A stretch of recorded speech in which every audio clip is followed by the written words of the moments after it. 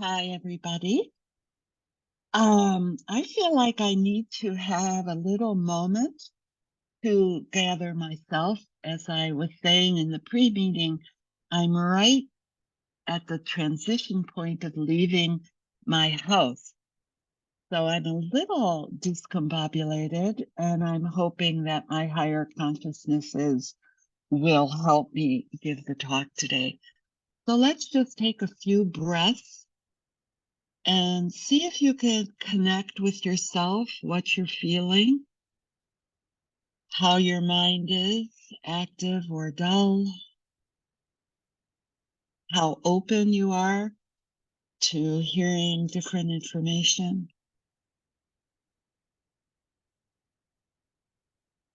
And if you can connect with your higher energies, with the energy that flows through all things, which I call the higher power, just allow that connection. When I have that connection, I feel very supported. When I don't have that connection, I feel isolated and afraid generally.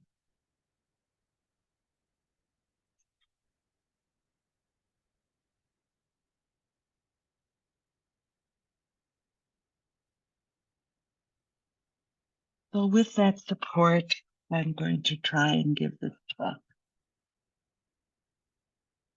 My name is Judith. I've been in programs since 1977. I started in Overeaters Anonymous because I was a fat dancer in New York and I had to lose weight. Which of course in New York dancer standards mean you have to learn how to be anorexic. So that wasn't so healthy for me. But I started in OA. I couldn't stop drinking and doing drugs. So I ended up in AA. I've been sober for, I think it's 48 years now. No drugs and no alcohol.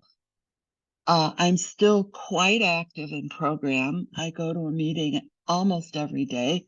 Usually that's Al-Anon and often it's OA because those are my very active, what would you say, learning environments. The reason I love coming to this meeting is because it's not a standard AA meeting that has to follow the traditions, because what I do here is really talk about how I understand the interweaving of being, having a Buddhist understanding, having a non-theistic understanding, and still being able to work the steps. So it's rare when I get to talk about it, and it's been a real delight for me.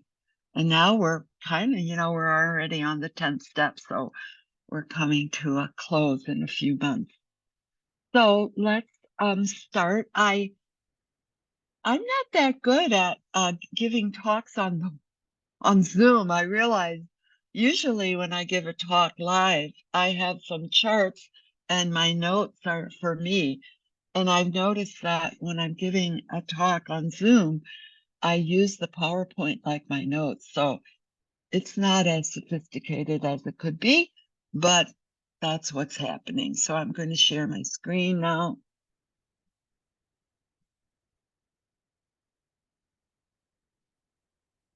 Did we get it? Yes, we did. Good. So we're going to today talk about step 10 in terms of my understanding through the lens of Buddhism. And step 10 is continue to take personal inventory, and when we were wrong, promptly admitted it. So if you've been coming, you will have already seen the next part. So I had a big insight or understanding I was looking and looking for where are steps 4 through 9 in Buddhism, and they're not that easy to find. At least they weren't for me, and they weren't for me in the Zen tradition. So when I found this chart, which was in Tibetan Buddhism, and it was in the part of the path about interrupting karmic patterns. So that's one way you can think of what in AA we call character defects. You can think of them as karmic patterning. And if they're negative karmic patterning, which means they produce suffering, then it would be best, it would be most wholesome if we could interrupt that pattern and replace it with a more wholesome pattern. And so the fourth step is, so I'm going backward for a little review because I don't think you can talk about the 10th step if you don't know 4 through 9. And the way I understand 4 through 9 a lot is through this chart. So the fourth step is recognizing, and what have I been hearing character defects called lately? Maladaptive safety mechanisms. Things that worked for us, maybe as children or as teens, that made us feel safe and no longer work, produce suffering in our life. And partly coming into program is a real yearning to change our patterns so that we're no longer producing suffering for ourselves and for those around us.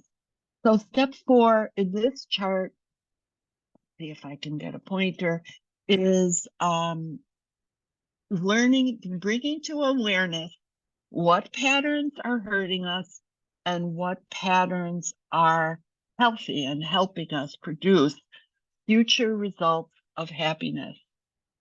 And then these two, regret and reliance, I like to skip down to reliance because that's the second and the third step, that we really can't do inventory work or self-evaluation without being able to feel like the universe is supporting us.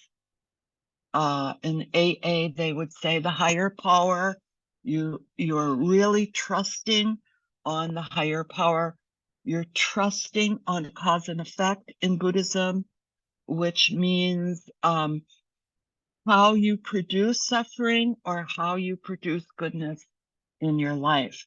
And you learn about your patterns from doing step 4, but the support for step 4 is this reliance, this trust that you are being held by the universe and you are always supported.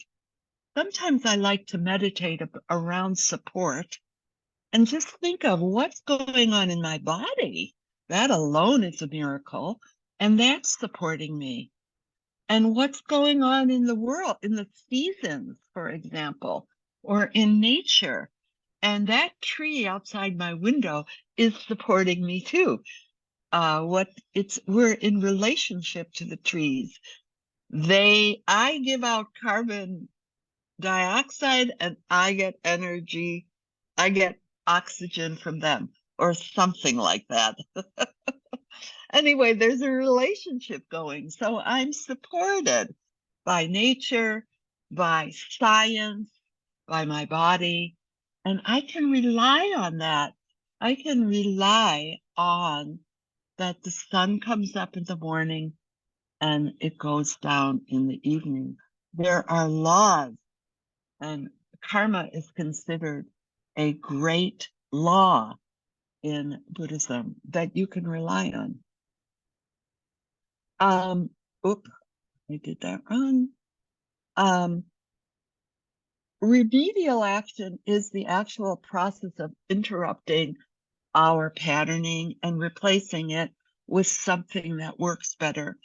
And in the step work, that's 6 and 7, and I did quite a lot of talking about step 6 and 7. How do you actually interrupt a pattern that has a lot of momentum, and what do you replace it with? So that by the time you get to step 10, that should be somewhat practiced, that you know how to interrupt your patterning. And the reason I brought this chart up is steps in the 5 R's is resolve. So for me, step 10 is this resolve, that I have a vow, or in the 3rd step, that would be called a decision. I have a vow, I have repeated perseverance, that I'm going to cut my negative patterning over and over until the seeds of that karmic pattern are burnt out. That's what it says here. And in step 10, what we're talking about is this idea of continuity, continuously, I was going to say working on myself, but I don't like the word working anymore. Continually encouraging myself to notice when I've made a mistake, to interrupt the patterning, and to see if I can connect with myself and my higher power and do something, anything differently. That's in one of the Tibetan Lojong slogans, that you notice your pattern, you do anything differently, and then you repeat, repeat, repeat. So that's what step 10 means to me, that we are continuously repeating. I'm trying to get this to be right in the middle here. Okay. You continue, you vow, you repeat over and over to work 4 through 9 in your daily life. You're going to continue to turn things over. You're going to continue to trust in your higher power, or trust in nature, or trust in whatever you've figured out is what you can rely on. And that the 12 steps really become a way of life. I can't really say, I mean, why after 48 years am I still coming to meetings or even giving this talk? In a way, it's ridiculous, because I haven't drank or do drugs, my whole life almost now, 3/4 of my life. And, why am I still doing this? And I'm still doing this because spirituality is a way of life. And what do they say? That it's just today's way, that right now, what I'm doing right now is the way. And that never changes. You wake up in the morning, you do your 11 steps, you ask, what should I do today? Then you go through the day, turning things over, and at night you review your life, you review your day. And that is continuous. And it's a blessing. And it's a relief for me to know that the 12 steps are a way of life. But it's a value system. It's the way I understand how to produce good results in my life. And along with continue is the idea of perseverance. Sometimes that's the spiritual quality that is associated with the 10th step. And I often talk about the North Star. And in Buddhism, that's the second limb of right, what am I calling it now? Not right. Wholesome intention. My intention, or my aspiration, or in some ways, it's kind of the second step. I really believe that if I turn things over, I will be restored to a more grounded, peaceful, centered life. So I have a North Star. I have an aspiration. And like a sailor, now I don't know what they do with GPS, but when you were used to be on a sailboat or in a big ship, you would use the North Star, your deepest spiritual intention, as your compass, and you have a rudder, you know, and sailors didn't go straight to their destination. The conditions, the waves, the storms, the things would interfere and their pattern would go like this, but they would constantly, continuously be adjusting what they're doing so they're heading for where they want to go, that you continue to make corrections.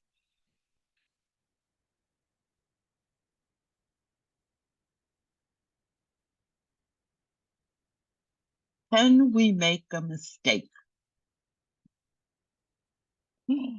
When I came into the program, I could not make a mistake. It was very dangerous to admit you made a mistake in my family of origin.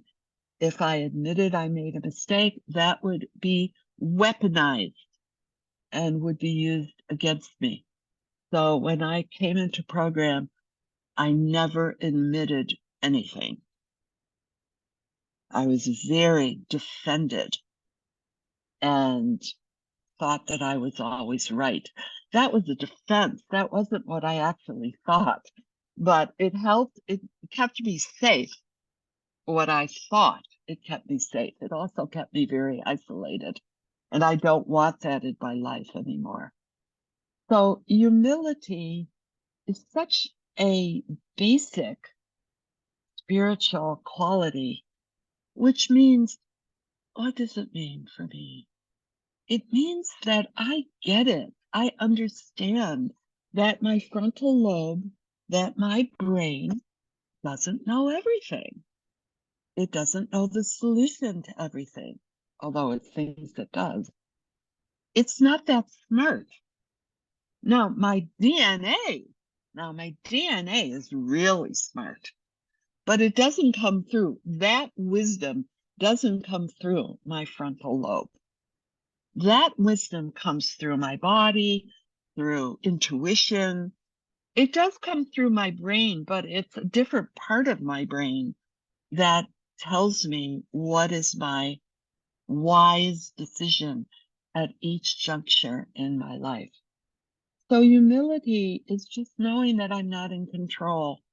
I am in control at a little bit. What would you say? 15%? I'm in control. I'm in control a little bit of my reactions, but not always. Um, you know, I'm choosing to move to LA. That's kind of a choice I'm making. But for the most part, especially what I learn in Al-Anon is I'm not in control. And I have to trust that if I turn it over and if I listen with my deeper sense of who I am, connected with the universe, that I will know what my next direction is. And part of my program is learning about self-love. I came in very self-hating. I used the program for maybe 30 years, just self-help, just fix up Judith so that she is a better person. And then I got into spiritually, well, gosh, if I fix myself up, if I become a nun, if I meditate 5 hours a day, then I will actually become a saint. And then I will never make a mistake. I'll never need step 10. Now that I've done all those things, I can tell you that I make mistakes all the time. And that's not a bad thing. That's a human thing.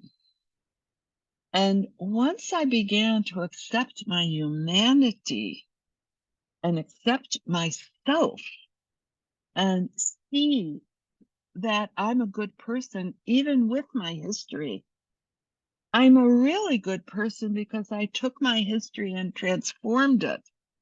That's wonderful. That's a gift. That's a miracle, really. The miracle of the program is you can, if you're using your connection to the universe, to a higher power, to your intuition, you can transform your life. But it's not actually coming from my brain.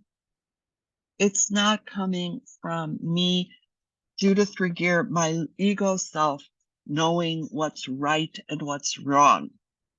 And in a lot of ways, I've had to give up this idea that certain things are right and certain things are wrong. And one of the ways I talk about it is I have had to learn how to love the whole of myself.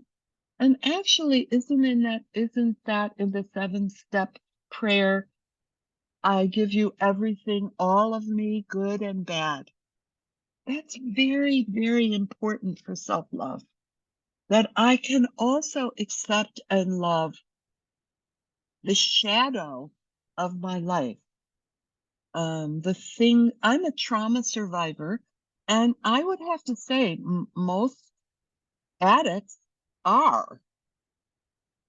So what has caused my shadow side to be so strong is this trauma that I've experienced in my childhood, but also throughout my life, and also intergenerational trauma.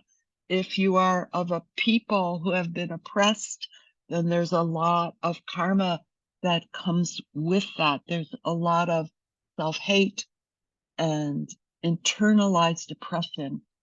So even those systemic things can be worked on with 4 through 9, steps 4 through 9. And I got a lot of relief when I worked my steps on traumas that have happened to my people. That gave me also a lot of insight into myself and what I'm working with and how I can love the totality of myself and accept my mistakes.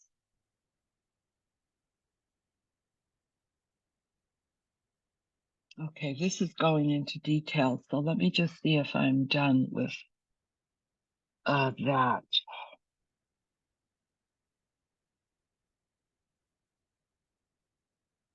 So step 10 for me is a daily, and actually I do a lot of spot checks. So it's multiple times a day, learning how to stay connected with myself. I think a lot of addiction is about numbing, disconnecting with myself. What do they call it psychologically? Disassociating. So when I overeat, I'm disassociated, or trying to anyway. When I used to do drugs and alcohol, that was big numbing. I could just take my drug of choice and then my problems would be forgotten for a few hours. And then the next day they would be a little bit worse. So that's a pretty ugly cycle that we all know. That cycle needs to be interrupted. But I'm speaking now, what the rest of the talk is going to be on a kind of subtler level of step 10. How do we stay connected with ourselves as we go through our daily life, one day at a time, 24 hours at a time? How do we know what we're feeling and needing, where we are? Are we connected to more than our egocentric self? How are we doing today? Are we worrying about the future? Are we crying, regretting too much about the past? Where are we today? And that's step 10. I will just read through these. Most of you, I know, have some of this in your life. It's a simple review of the day's events. Sometimes people do it at the end of the day. What are our feelings and how we deal with them? Review the day with a balance sheet, positives and negatives. working from a list that we got from the fourth step of our assets and defects, noticing our fears, resentments, and selfishness. There are lots of lists of questions that you can find in all the literature, and many, many people do a gratitude list at the end of the day. These are very traditional ways of doing step 10. What's the difference between step 4 and step 10? So step 4 is historical. It's all of the weight of our previous life that needs to be combed through, released, digested and released, talked about, because I was so psychologically disturbed, I needed to get professional help, which I do not think is humiliating. In fact, I love that there were people who were willing to help me, even if I had to pay them. And I've learned a great, great deal from my therapist. In fact, we're going to talk a little bit about trauma therapy as we're going through the slides. So, but I do have to say, after a while, I have worked through my history. There's not that much history left for me to, I've made my amends. Historically, if you've been in programs for more than 20 years, you've worked it out in a way. And what do I mean by that? It means it doesn't have as much weight. It does come up. My reactive patterning does come up, but they're less intense. They're shorter duration. I know what to do. I have a lot of tools. Usually I can work it through in a day. And if it's a really heavy reaction, it takes me maybe 3 days. So that's all because of the tools and the practicing I've done through my years in program. Step 10, sometimes I have to go back and do a historic inventory. It's usually about a single topic, like money, or how my dad treated me and how that affects my relationships with men. Very specific things that I do either within program or I do it with a therapist. So step 4 is alive as you go through, but by the time you get to step 10, it's more about this daily staying in touch with myself and knowing what is going smoothly, what isn't, and maybe what I haven't digested that is making me, in my instance, want to overeat. That's the place that I go to these days when I'm overwhelmed. And that brings me to the idea of comfort. I really have to laugh because I've been in programs so long, but most of my life, and I still don't really know how to comfort myself. It's kind of new. Like, how do I comfort myself if I don't do any of my old narcotizing patterns? What actually brings me relief?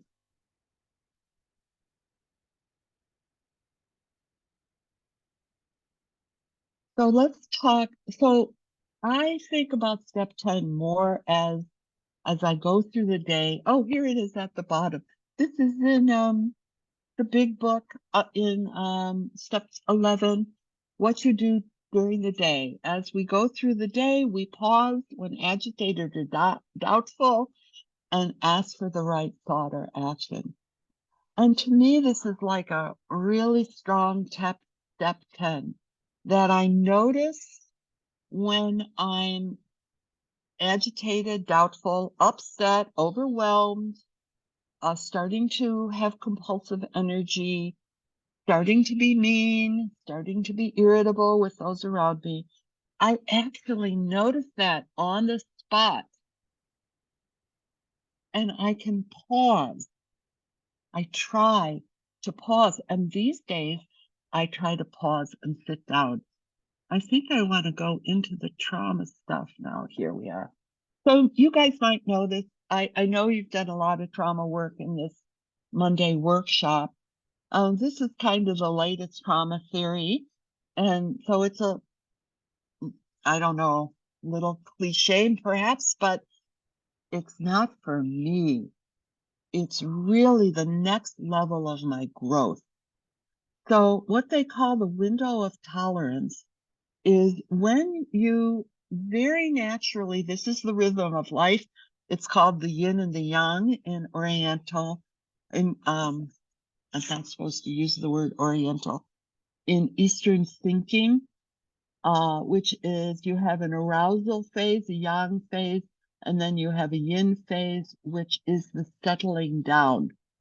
You have an arousal phase, then you have a yin phase, settling down. So you might say, in my life today, for 2 months, I've been packing up the house. It's been very, very intense. And now it's over. And will I allow my nervous system to settle back down, to relax? And then there'll be another cycle of something to do. And do I allow myself to settle down? What I've noticed in my life is I go up to the peak, I settle down to about here. Can you see the pointer? Yeah. And then I just do the next one. And then I do the next one. And before I know it, I'm up in hyperarousal. I'm in flight.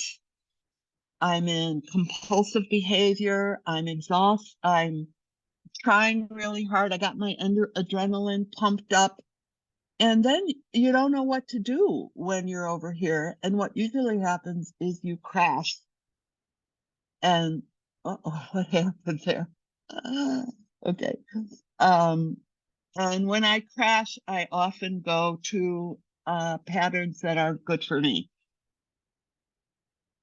So what I'm really doing, and for me, it's step 10, is trying to notice in my body. I can now feel it in my body, but I can also feel it in my emotional body when I'm going past what I can manage, what I can tolerate. And when I start going up here, I actually sit down. It's amazing to me now. And maybe it took me 45 years of working on myself to be able mindfully to notice when I am going past what I can tolerate. And in trauma therapy, this is called self-regulation. I can regulate my own nervous system because I'm mindful of where I'm at. So now, and I don't do this very good, but this is my most important practice that I'm doing these days. And when I notice that I'm up around here or up around here, I actually sit down. I put the timer on for 20 minutes. Maybe I get a cup of tea, and I don't let myself do anything for, now it's 20 minutes. It used to be 5 minutes. And then I realized I wasn't settled. So then I went to 10 minutes and I realized, oh, it didn't, I feel it. I can feel it in my body. I'm still agitated. So then I found that if I sit down for 20 minutes, I time it because I have to kind of force myself to sit down. And then I can actually do what the 11 steps said. Say, what should I do next? Should I go back to that job? Should I call someone? Should I change what I'm doing for a little while and allow myself to settle down? Now that's hyperarousal. Hypoarousal is, for me, usually what happens is I let myself go way up, compulsive, energized, running around, kind of manic. And then all of a sudden, I collapse. And I go down here and I can't move. I'm numbing myself out, maybe with food or maybe with a TV or reading a entertainment novel. I gotta get away. I can't talk. Sometimes I am so exhausted I can't have a relationship at that time.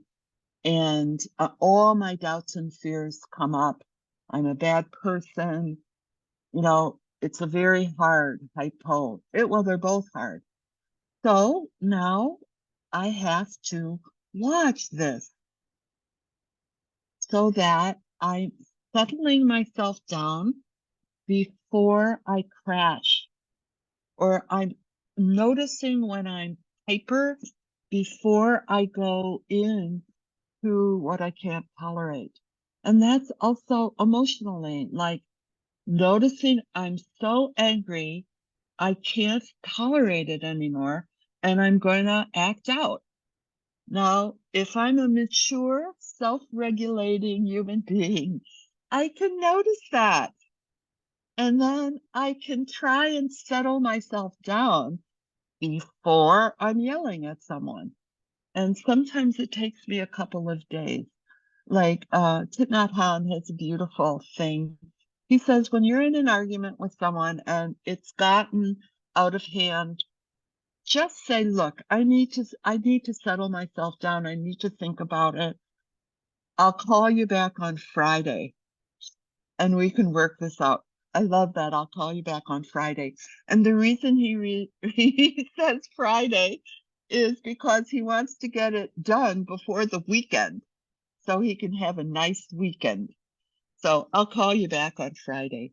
So anyway, to me, this is step 10 at a very subtle level for addicts and trauma survivors, is really noticing when you can't tolerate your energy, your nervous system, or your emotions, and you actually stop and try to regulate it. Or in the case of hypoarousal, you rest until you can stimulate yourself back into the window of tolerance. And the last thing I'll say about that is actually, as you work with this idea, you can increase your range. You know, when I started out, my window of tolerance was like that. And now maybe it's more like that. So it is possible to increase your range.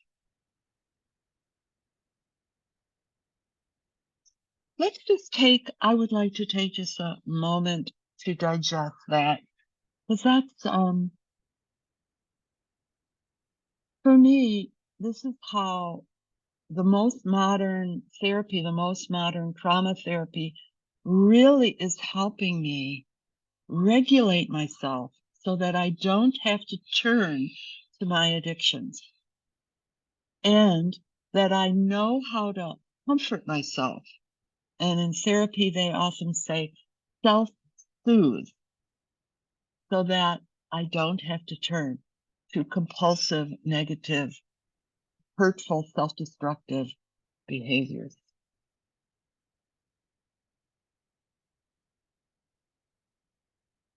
And you have to be quite mindful, or you have to be self-connected to know where you are at. So now that we've talked about it, the next slide is about gentleness and self-love.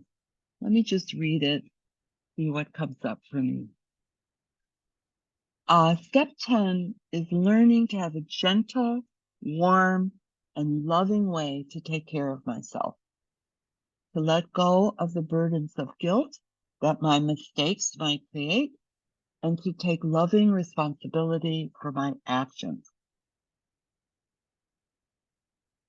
Kindness, acceptance, gentleness, forgiveness are key aspects of taking care of ourselves, of comforting myself, of allowing myself to have human foibles and still feel connected with other humans and connected with the universe. So in Buddhism, compassion has two sides, the yin side and a yang side. So the yin side of compassion is nurturing, comforting, softness, acceptance. But the yang side of compassion is this kind of fierce taking action that when you're wrong, you promptly admitted it. Or there's a type of fierceness in making amends or honesty that you want to do repair work with other people. So I would like to be able to access both sides of compassion.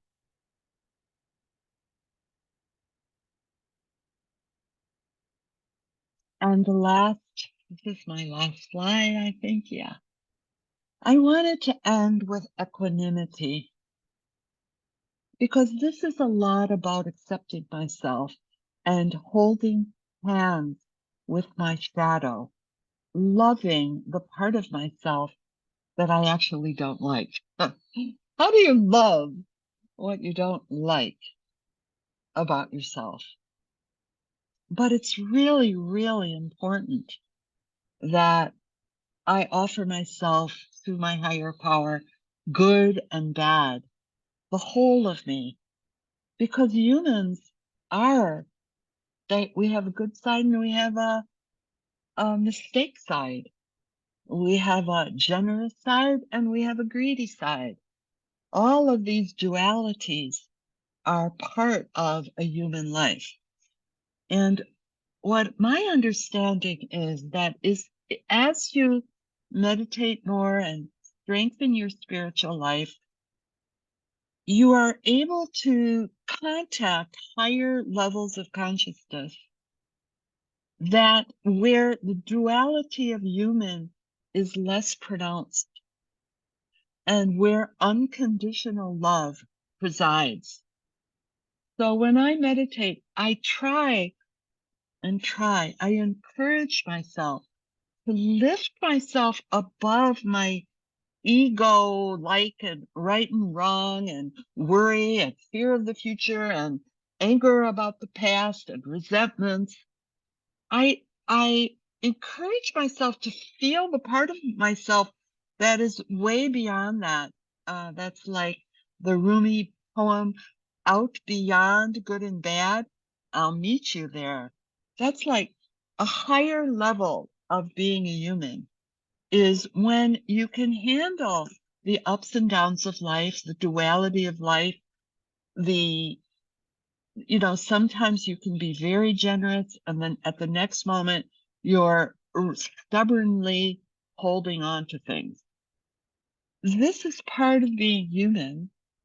And we can also connect with, in ourselves, in our spiritual bodies, that which is unconditional. And that's what equanimity, which is one of the Brahma Viharas, the divine abodes, if you are in connection with the Buddha within you, if you are in connection with your higher energies, you are able to tolerate or to hold the dualities of life. And that's what equanimity is about, finding equanimity with things as they are. And one of the equanimity phrases is, "May I be at peace with the ups and downs of my life." How may I be at peace? So when I go to my Al-Anon meeting every day in the morning, a very big part is, no matter what's happening externally, can I find peace or serenity within myself? That's my job. That's my self-regulation. That's my attitude towards the things that are happening in my external life. Now, sometimes, of course, I can't do that. Sometimes I'm overwhelmed. But the stronger my practice is, the stronger my step work is, the more I can stay accepting of things as they are. And that's the serenity prayer. We're going back to the serenity prayer. Can I accept the things I cannot change, and the courage to change the things I can? And may I have the grace of internal serenity or internal equanimity, because I'm more able to do that.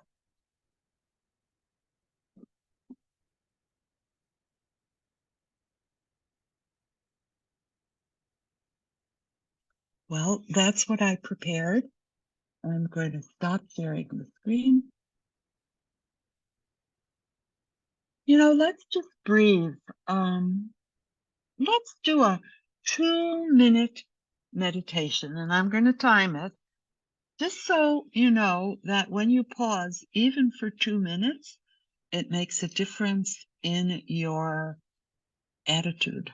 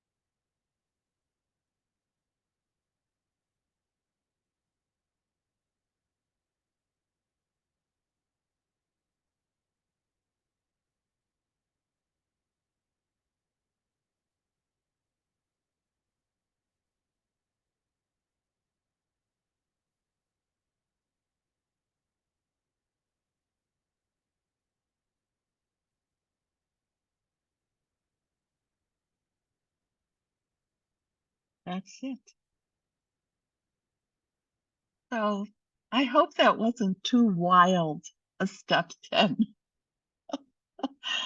It really came from what I'm doing these days with step 10.